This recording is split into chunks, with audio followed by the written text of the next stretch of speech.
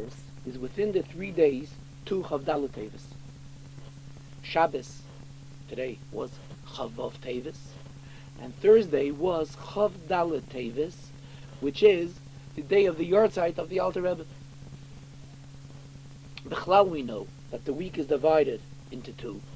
The first half of the week relates to the previous Shabbos. The latter part of the week relates to the forthcoming Shabbos. So even if it would be Wednesday, it would have a special Shaychus to Shabbos. But how much more so that Chavdal Tevis came out to be on Thursday.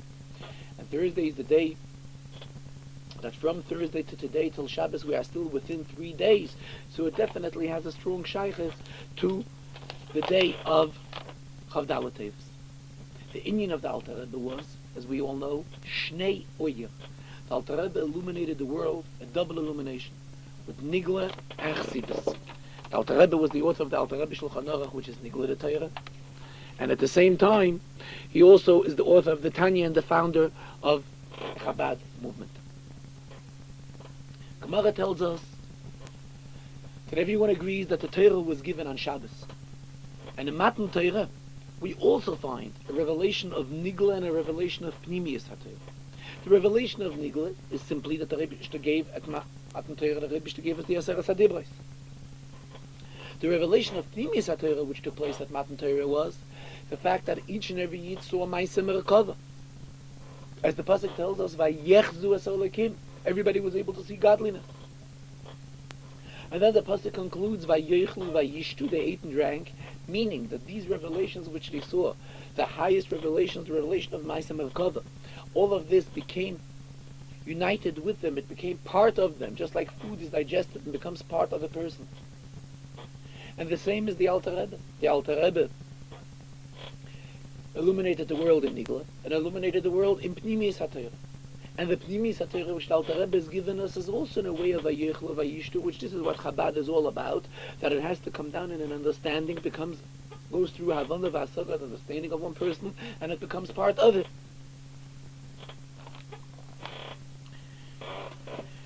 Being that it is Parshas Vayera, and in Parshas Vayera the Torah begins, and the Rebbe is telling Moshe Rabbeinu that he revealed himself to the Avis, with the name of Shin Daled Yud. And this also relates to the Avis of Chassidus. Just like we have the Avis of Avraham, Yitzchak v'Yaakov, there is also Avis of Chassidus. And the Avis of Chassidus, the Baal Shem Tov, the Maggid of Mizrich, and the Alter Rebbe, and they are also, their names are hinted in the name of the Rebbe here, in the name of Shin Daled Yud. The Shin is the name of the Alter Rebbe, Shnei. The Dalet is the Doiv of the Maggid of Mizrich, whose name was Doiv there. And the Yud is from the Baal Shem Tov, Sral Baal Shem Tov.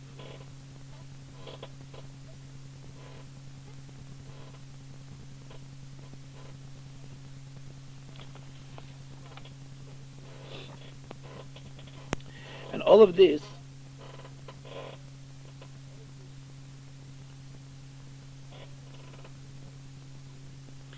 and in the name Yisrael, it also emphasizes rulership even over worldly matters.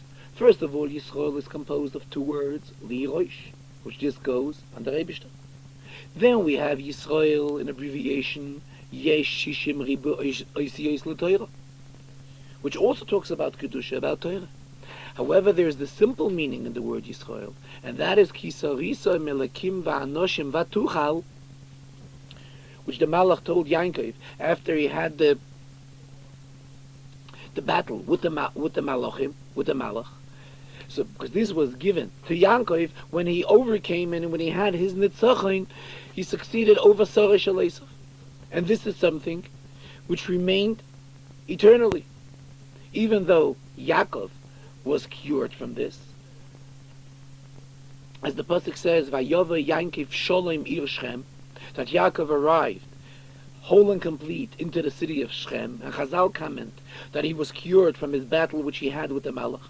However, from this milchame we gained a mitzvahs loisase, the probation that we're not allowed to eat gidanosha, and this is something eternal, and it's counted in the count of mitzvahs.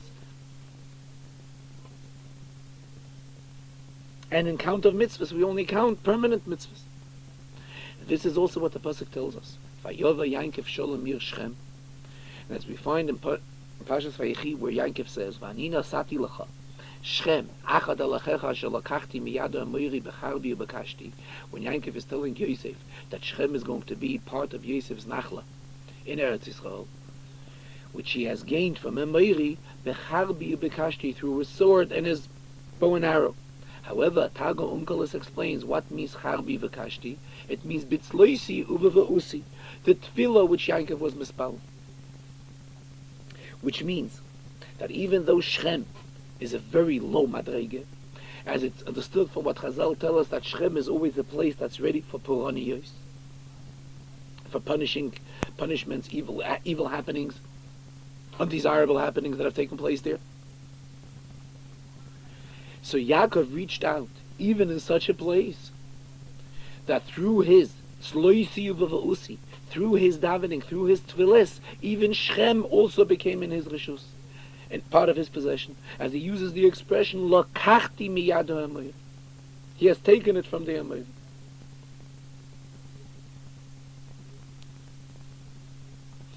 And all of this has a special shaykhs to the Alter Rebbe. The Alter Rebbe's inyan was Torah, sai nigla Torah and sai pnimis Torah. So therefore, when we come now in the days, the most appropriate thing is to increase in the learning of the teaching of the Alter Rebbe, sai nigla Torah and sai pnimis Torah. And especially somebody who, for whatever reason, does not have a kvi yisitim yet in the Shulchan Aruch or in the Chassidus of the Alter Rebbe, he should definitely begin it. And when we're talking about this, this also includes and refers to the Chassidus of the later Rebbeim, which also explain the Chassidus of the Alter Rebbe, as we find in the writings of the Tzemach Tzedek, a lot that he explains the Nigla of the Alter Rebbe, as well as the Chassidus of the Alter Rebbe, and the same thing even in the Mitteler Rebbe's Svarim.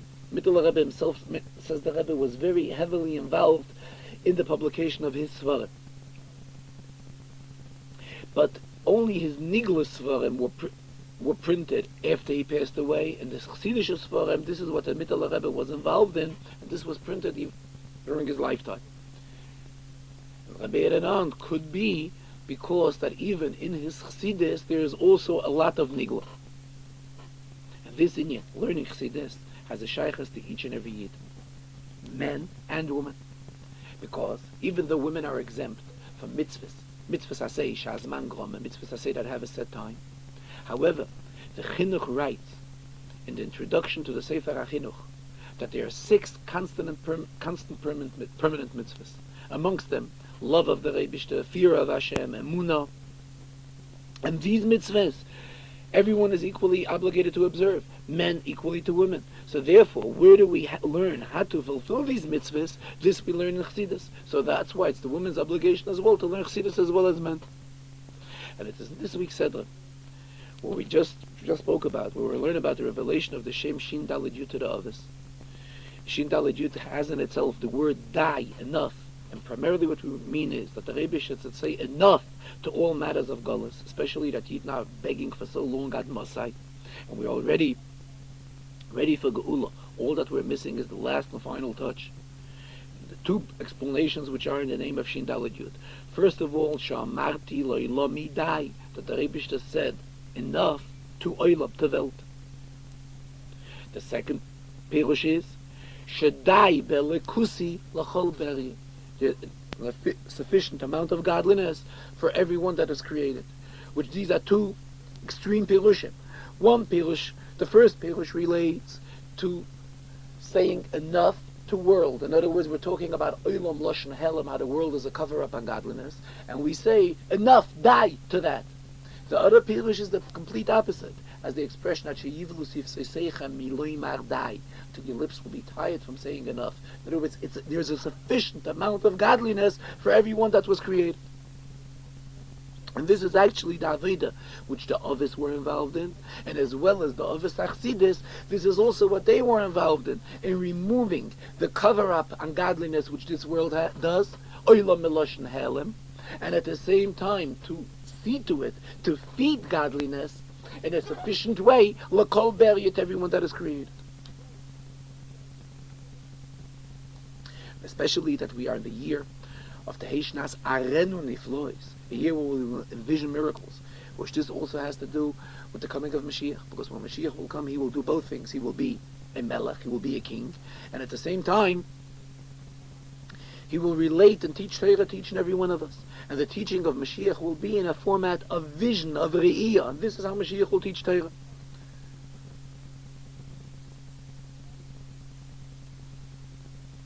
Especially that we are coming from the day of the Yortzeit of the Alter Rebbe, which as the Alter Rebbe himself writes in the Geras HaKodesh, that on the day of Yortzeit, the tzaddik accomplishes Poyel Yeshua's Bekerev Haaretz, accomplishes assistance, Bekerev Haaretz here amidst in this world. And it comes out to be in the month of Tevis. Tevis is Maloshin Toiv, good. Good, Seifer the Guf, and Seifer the Neshama. As the Gemara refers to the month of Tevis, that this is the month Shehaguf Nehenem Min Haguf, that Guf relates and enjoys from Guf.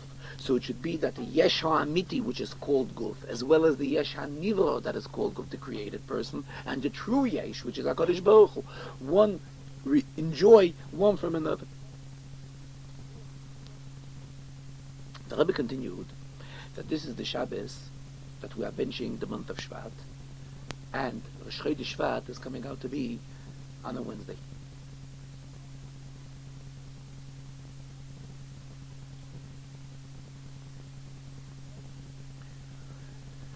Regarding Wednesday, that is the day Sheboi Nitlu HaMa'oros. That is the day when HaKadosh Baruch Hu, in the creation of the world, hanged up the two illuminators that illuminate the world, and that is the sun and the moon, the Shemesh and the Yereach.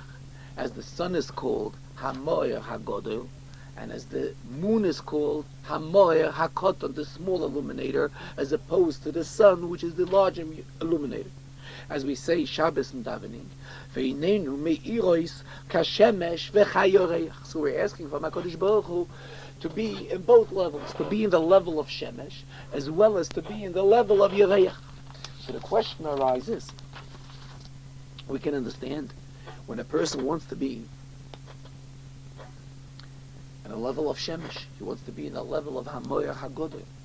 However, why should one at the same time also strive to be in the level of Yereach, in the level of the moon, which is only Hamoyer HaKoton? Shouldn't one strive to be the big illuminator as opposed to being the small illuminator that receives from a big one, that is in a position of a recipient? And the explanation of this the Rebbe gave, that when we try to influence a person, and we feel that we are in a position of Moyer HaGodel, we are a large illuminator that is giving to someone else who is in a position of receiving. So not always will this work, as one knows from himself, that not always will we be overly excited to be in a position of receiving from somebody else.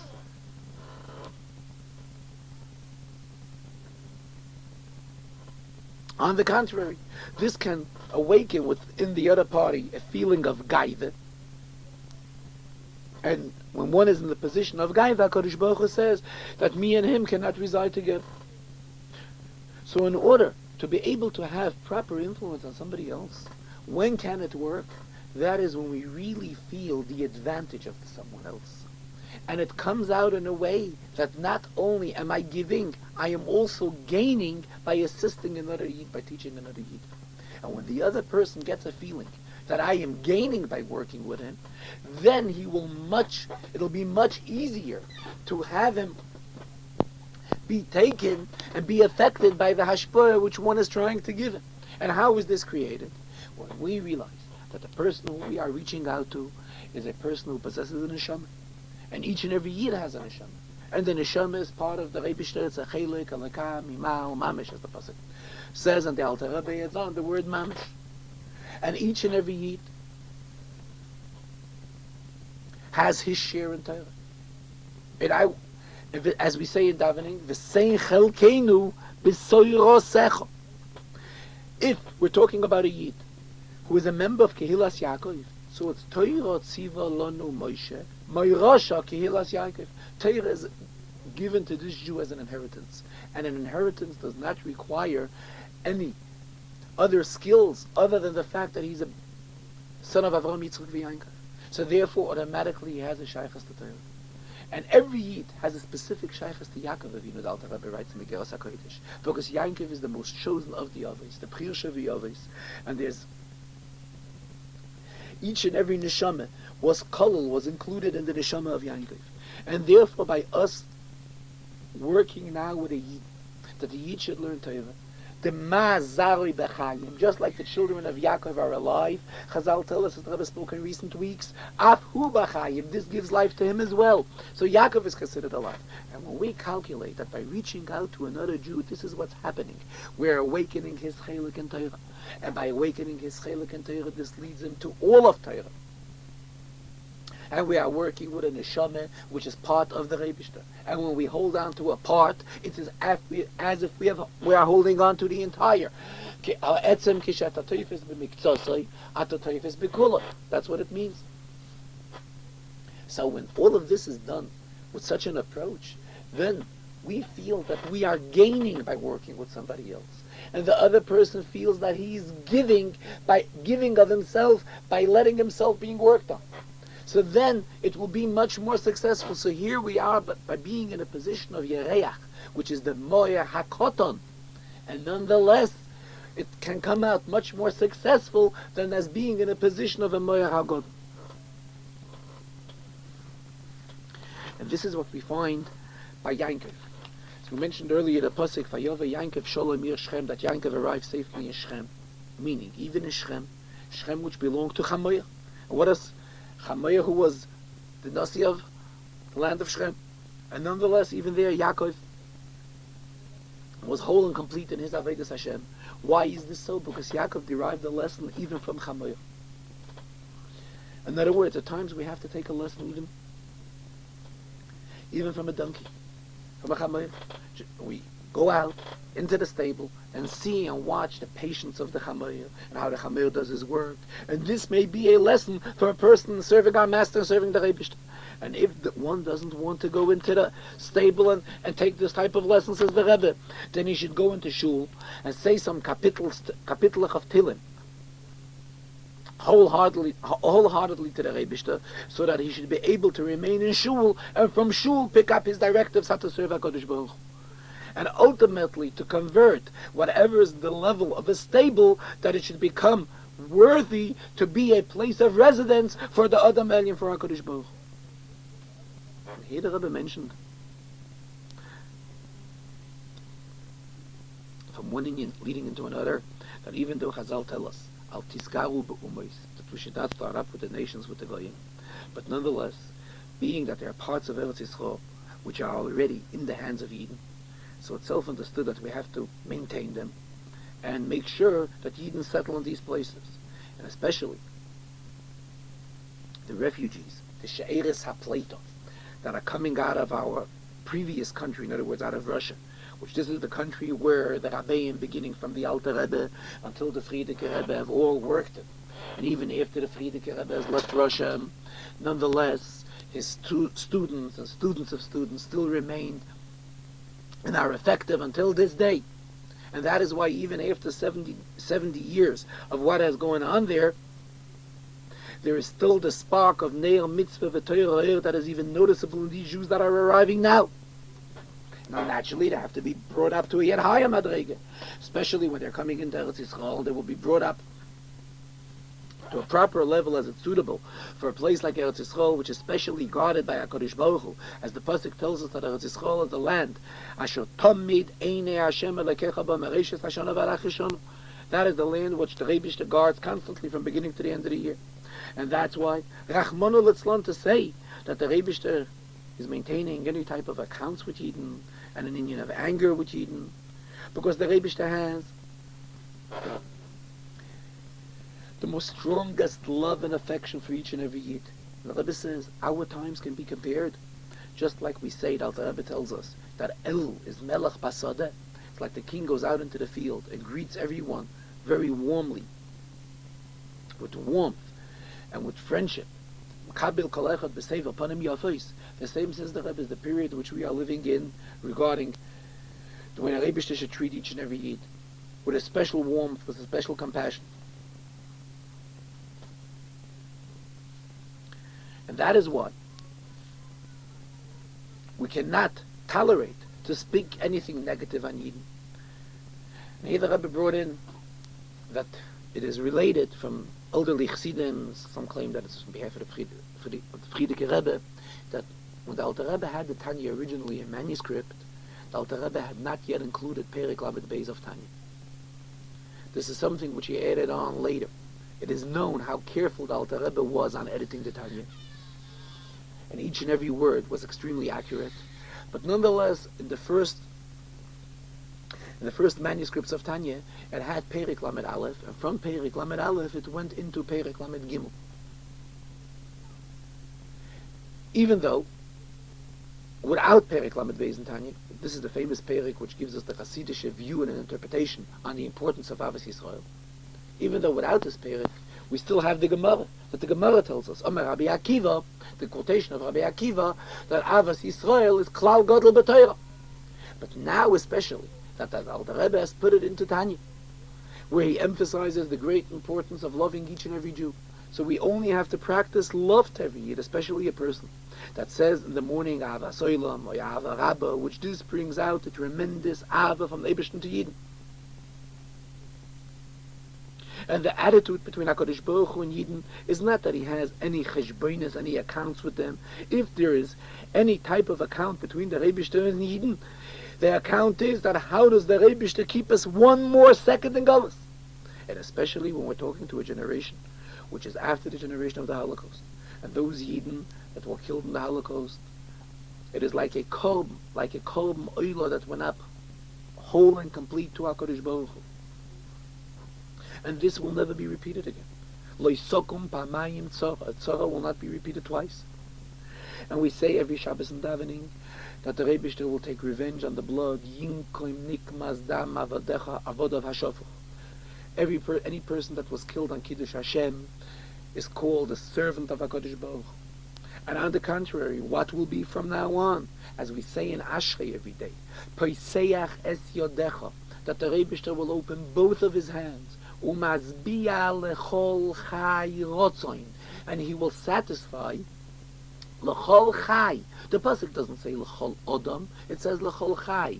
Even though, as long as one is a living person, he is worthy of being satisfied with his desires, with whatever he wants, with his retzonos. And chas v'sholem, to describe the Eibishter, that the Eibishter is in an anger, and the Eibishter is waiting for it to accumulate, that he should, chas v'sholem, be able to punish Eden. Chas v'sholem to say so. On the contrary, the attitude of HaKadosh Baruch Hu will be spoken in previous Farbrengens, and as we say in Tachnun, P'dei Elokim es Yisrael mikol tzaros. The first thing that the Eibishter will do is take Yidden out of their tzaros. And what is the first and foremost tzara which Yidden are in? That is the fact that we are in Golus. And then there was the additional pasuk added on here, which is not from this kapitel. It is from here in Tachnun. We are saying kapitel Chafei Tilim. Here an additional pasuk from kapitel Kuf Lamet was added on. That after the Eibishter will take us out of all our tzaras, then the who and he, meaning HaKadosh Baruch Hu, Yiftes Yisrael mikol aveinosov. Then the Eibishter will take Yidden out of all our sins. But first, he's got to get us out of Golus. And the Rebbe again urged on the study of Chassidus to increase, to be Meisef, Chassidus, and in all the Torah of the Alter Rebbe Bechlal, Sai Shulchan Aruch, and Sai Tanya.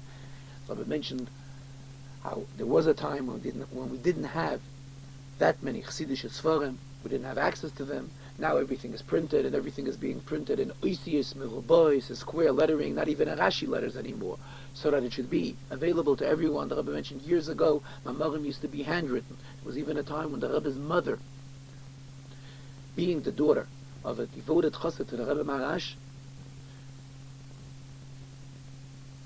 the Rebbe's mother was involved in rewriting, in her handwriting, Mamorim, which was said in those days in Lubavitch, so that people should be able to have access to Mamorim and learn them. In those days, the printing system wasn't as popular and as easily accessible as it is today. So the Mamorim that the Rabbeim used to say every Shabbos used to usually be handwritten, and the most to be mimeographed, which began later. And this And this is how the Mamorim was spread from hand to hand, and everybody was able to learn the Mamorim. So the union of learning Mamorim under such circumstances we do not have anymore. Today we have a lot of Chassidus, and the Chassidus we have access to is all printed in Oisies and Morobois and square lettering so that everybody could learn it and understand it. The Rebbe also urged to utilize Moitzoi Shabbos to make Farbrengens, Chassidische Farbrengens relating to Chavdala Teves. And the main thing is that the Rebbe should put an end to the Golas, and we have passed several important years, significant years, the year of Hakel, and then the year of Tashmit Yodecha, Tavshin Memtes, and then we had the year of Shnas Nisim, and now we are awaiting the Arenu Niflois, that the Rebbe should take us all out of Golas. A gute Woche.